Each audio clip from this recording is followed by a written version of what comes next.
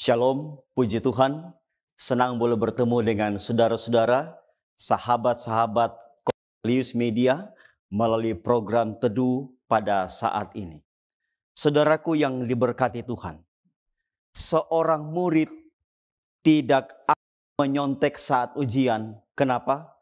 Karena dia takut kepada gurunya. Seorang karyawan akan melakukan semua perintah atau aturan-aturan dalam perusahaan. Kenapa? Karena dia takut kepada bosnya. Seorang pengguna jalan raya akan mengikuti aturan lalu lintas dengan benar. Kenapa? Karena dia takut kepada polisi. Seorang anak tidak akan macam-macam di hadapan orang tuanya. Kenapa? Karena ia takut kepada mereka. Orang Kristen yang setia akan takut membuat kejahatan atau pelanggaran. Kenapa? Karena ia takut kepada Tuhan. Saudara-saudara, pertanyaannya adalah bagaimana bila perasaan takut itu sudah tidak ada?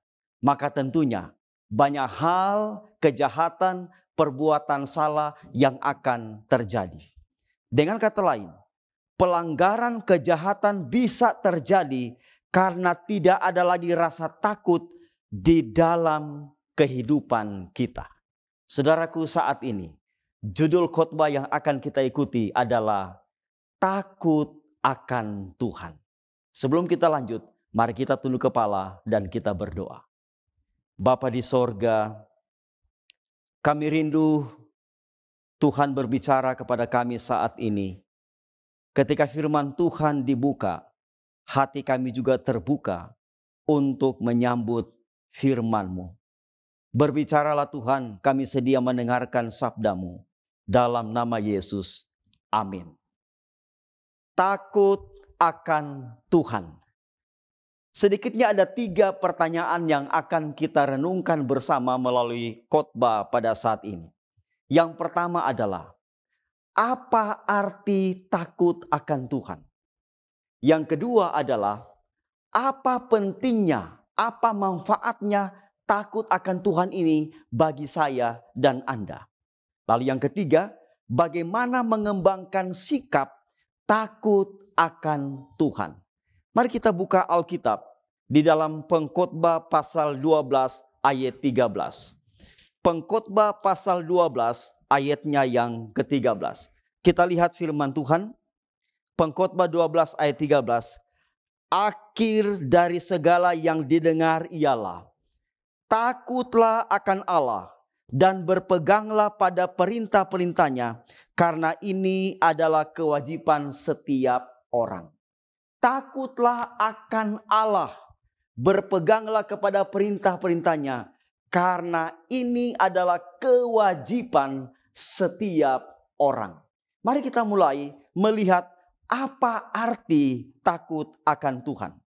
Saudaraku, kata takut dirujuk dari kata Ibrani yaitu yira, dan phobos dari kata Greka, dan kata ini digunakan untuk menggambarkan suatu keadaan takut karena teror atau bencana.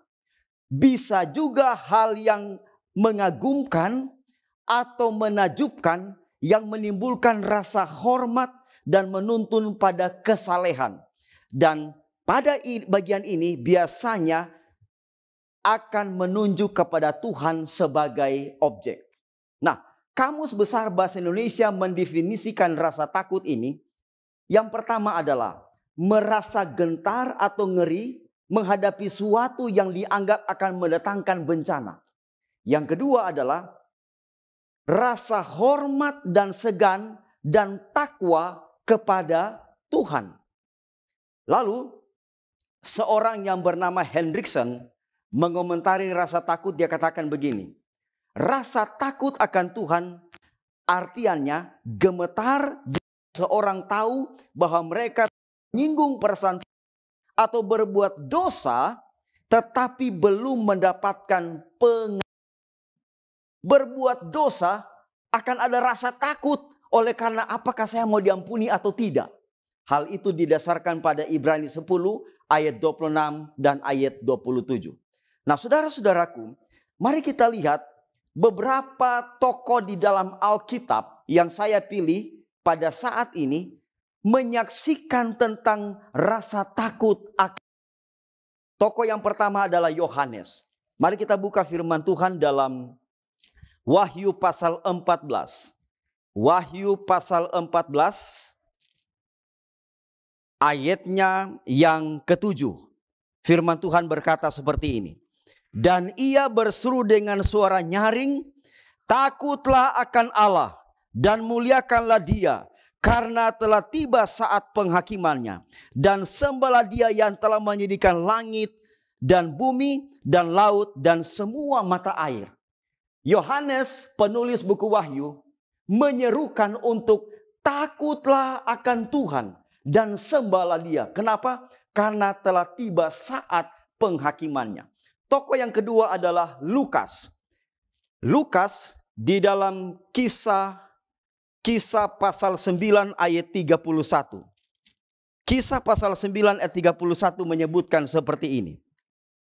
Selama beberapa waktu, jemaat di seluruh Yudea, Galilea dan Samaria berada dalam keadaan damai. Jemaat itu dibangun dan hidup dalam takut akan Tuhan.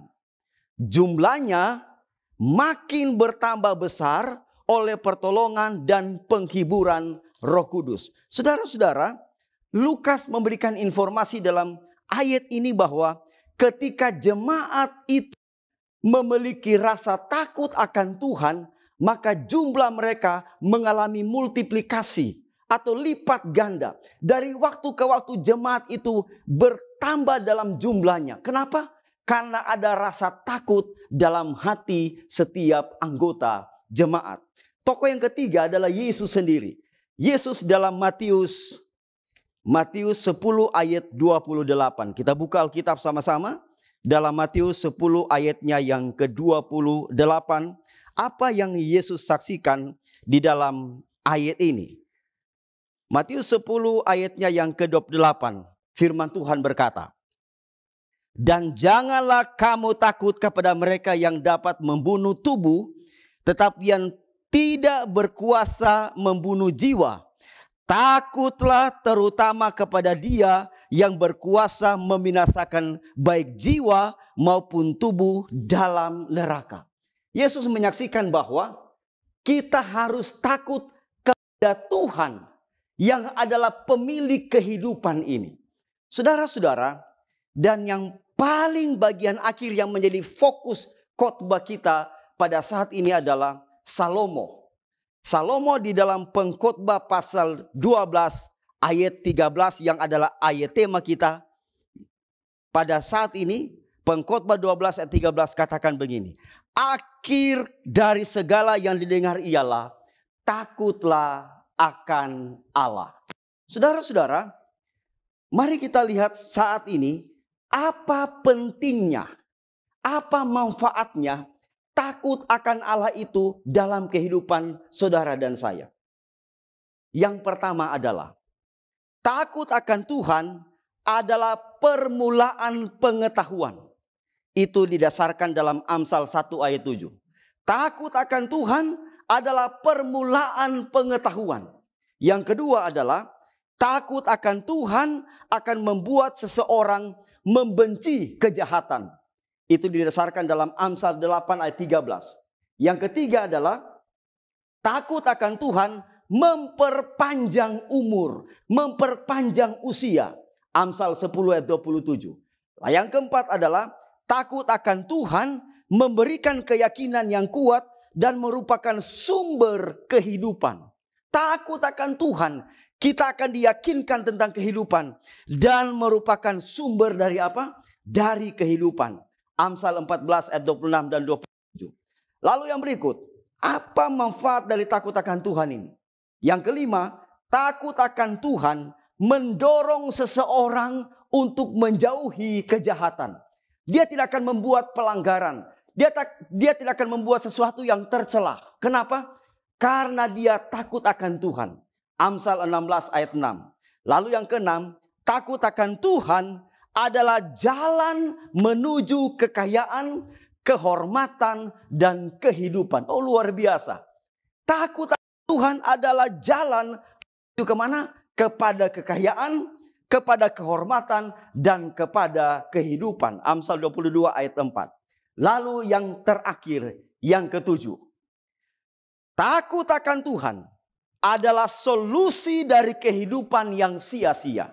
Saudaraku, saya ingin mengajak kita semua untuk fokus kepada bagian ini. Salomo dalam buku Pengkhotbah, pasalnya yang pertama, ayatnya yang kedua dan ayatnya yang ketiga, katakan seperti ini. Pengkhotbah 1 ayat 2 dan ayat 3. Kesia-siaan belaka, kata pengkhotbah. Kesia-siaan belaka. Segala sesuatu adalah sia-sia. Segala sesuatu adalah sia-sia. Apakah gunanya manusia berusaha dengan jeripaya di bawah matahari? Segala sesuatu adalah sia-sia.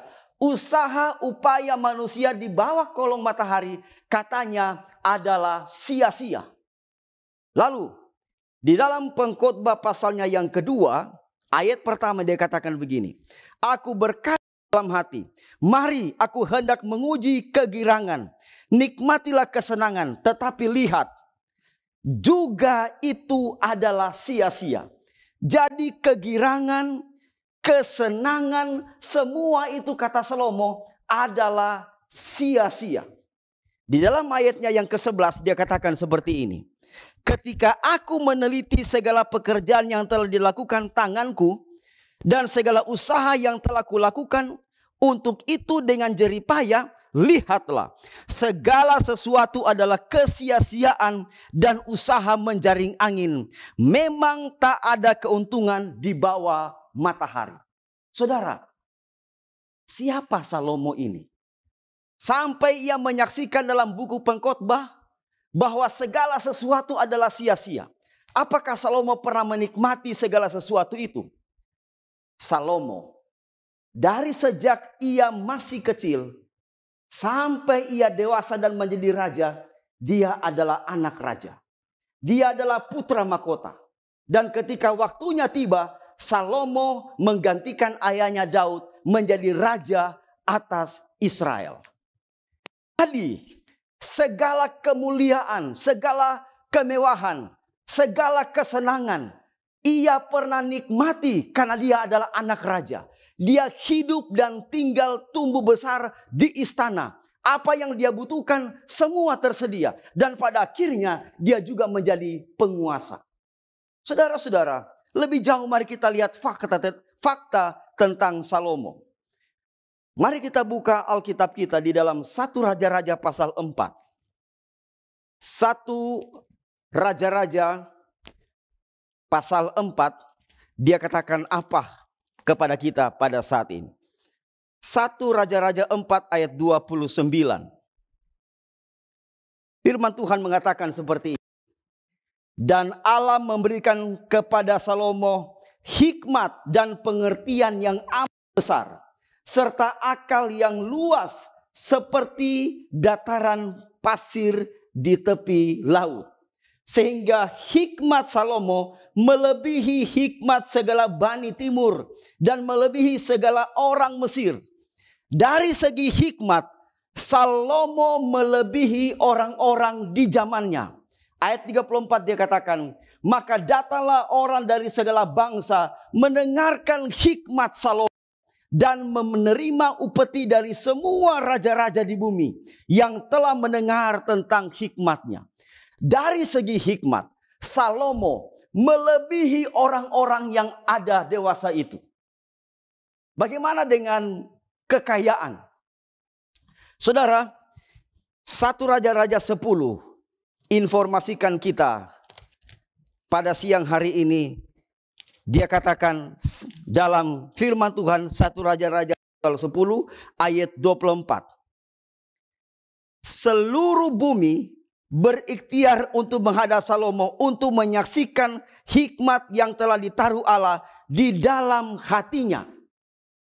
Lalu pada ayatnya yang ke-25 dia katakan, mereka datang masing-masing membawa bahannya, yakni barang-barang perak dan barang-barang emas, pakaian, senjata, rempah-rempah, dan bagal. Dan begitulah bertahun-tahun dibawa oleh raja-raja ini kepada Salomo. Dari segi harta, emas, perak, semua melimpah di dalam kerajaan Salomo. Saudara, di dalam 1 Raja-Raja 11 ayatnya yang ketiga, dia katakan, ia mempunyai 700 istri dari kaum bangsawan dan 300 gundik. Istri-istrinya itu menarik hatinya. Salomo dari segi hikmat melampaui orang-orang yang hidup dewasa itu. Dari segi kekayaan, ia memiliki emas, perak, dan semua hal-hal yang menyangkut dengan kekayaan semua dia miliki. Dari segi kehidupan seksualitas, Salomo, Alkitab saksikan, dia memiliki 300 istri dan 700 gundik. Totalnya 1000 perempuan hidup di sisi Salomo. Kurang dari Salomo. Semua kesenangan duniawi, semua kemuliaan, semua kehormatan pernah dinikmati oleh Salomo. Tapi pada akhirnya Salomo, dia menyaksikan kepada kita, segala sesuatu itu adalah sia-sia. Mengapa?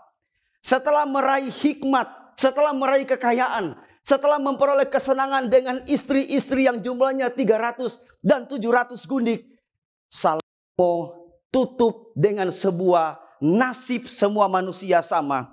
Di dalam Pengkhotbah pasalnya yang ke-9, dia katakan seperti ini. Pengkhotbah 9 ayat 3. Inilah yang celaka dalam segala sesuatu yang terjadi di bawah matahari. Nasib semua orang sama. Hati anak-anak manusia pun penuh dengan kejahatan. Dan kebebalan ada dalam hati mereka seumur hidup. Dan kemudian mereka menuju alam orang mati. Mereka akan menuju kepada alam orang mati.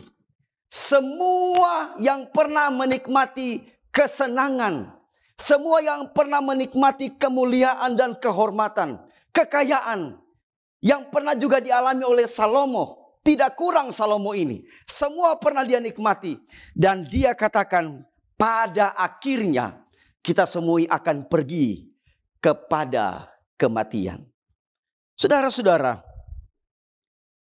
ketika seseorang mati, maka tidak ada yang akan dia bawa. Tetapi, apakah ada solusi? Apakah ada jalan keluar dari kesia-siaan? Setelah puncaknya adalah kematian, apakah ada jalan keluar yang dituntun oleh Tuhan melalui Salomo? Jawabannya ada. Jalan keluarnya, Pengkhotbah 12 ayat 13. Dia katakan begini. Akhir kata dari segala yang didengar. Jadi semua yang didengar, semua yang disaksikan di dalam kehidupan manusia, di dalam kehidupan pengalaman Salomo yang ditulis dalam buku Pengkhotbah, yang semuanya adalah sia-sia, solusinya adalah takutlah akan Allah. Takutlah akan Allah. Karena takut akan Allah ini akan memberikan pengharapan kepada orang-orang yang pernah menikmati hidup, tetapi pada akhirnya kehilangan apa yang ia pernah miliki. Di atas segalanya takutlah akan Allah. Saudara-saudara, saya katakan di awal, takut akan Allah itu akan membentengi seseorang. Untuk mana dia tidak melakukan kejahatan. Untuk mana dia tidak melakukan pelanggaran. Takut akan Allah akan memberikan pengharapan kepada orang tersebut. Untuk mana ia boleh meraih hidup yang kekal. Sekarang, bagaimana mengembangkan sikap akan takut akan Allah ini?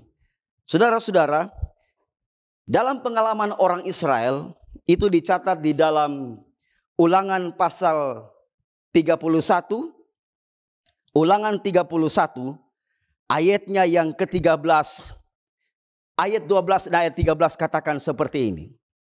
Seluruh bangsa itu berkumpul, laki-laki, perempuan, dan anak-anak, dan orang asing yang diam di dalam tempatmu, supaya mereka mendengarnya dan belajar takut akan Tuhan Allahmu. Dan mereka melakukan dengan setia segala perkataan hukum Taurat ini. Ayat 13.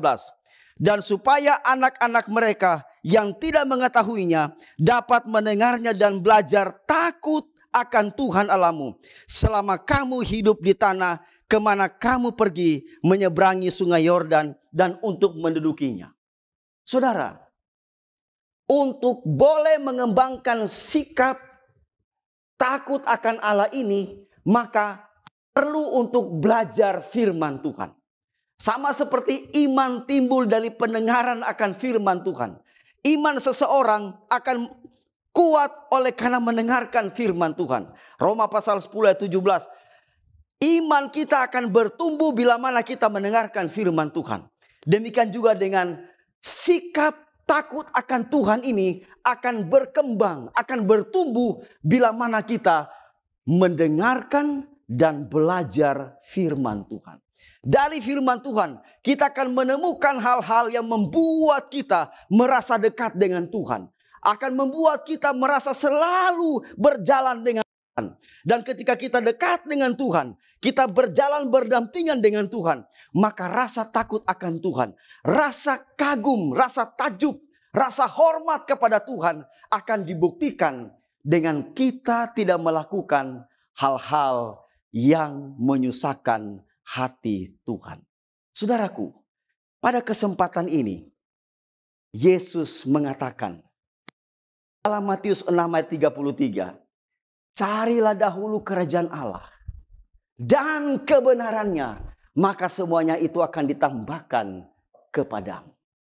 Kerajaan Allah, kebenaran, itu yang utama dalam kehidupan kita. Walaupun kita sementara hidup di atas dunia ini, kita diberkati dengan secukupnya apa yang kita butuhkan. Tapi pada akhirnya, kecil besar apa yang kita miliki di dunia ini, pada akhirnya kita akan datang sama seperti Salomo, segala sesuatu akan sia-sia. Dan kita akan tutup dengan kematian. Tapi di balik semua itu, Yesus mengatakan bahwa takutlah akan Allah. Carilah kerajaan Allah. Carilah kebenaran. Itu adalah jaminan untuk kehidupan yang kekal. Semoga firman Tuhan pada saat ini boleh memberikan berkat, motivasi rohani kepada saudara-saudara untuk menjadi umat Tuhan yang selalu takut akan Tuhan. Tuhan kiranya memberkati kita adalah doa dan harapan kita bersama. Amin. Mari kita berdoa. Bapa di sorga, kami bersyukur oleh karena firman Tuhan boleh memberikan kami motivasi untuk memiliki sikap, rasa hormat, rasa takjub, takwa dan saleh, menjauhi kejahatan dan perbuatan salah karena ada rasa takut kepada Tuhan. Tolong kami Tuhan sebagai umat-umat Tuhan untuk selalu menghidupkan kehidupan yang dekat dengan Tuhan. Memberkati saudara-saudara kami, sahabat-sahabat kami yang mendengarkan pekabaran firman Tuhan ini di mana saja mereka berada. Terpujilah Engkau Tuhan. Inilah doa permohonan kami di dalam nama Yesus, Juru Selamat kami. Amin.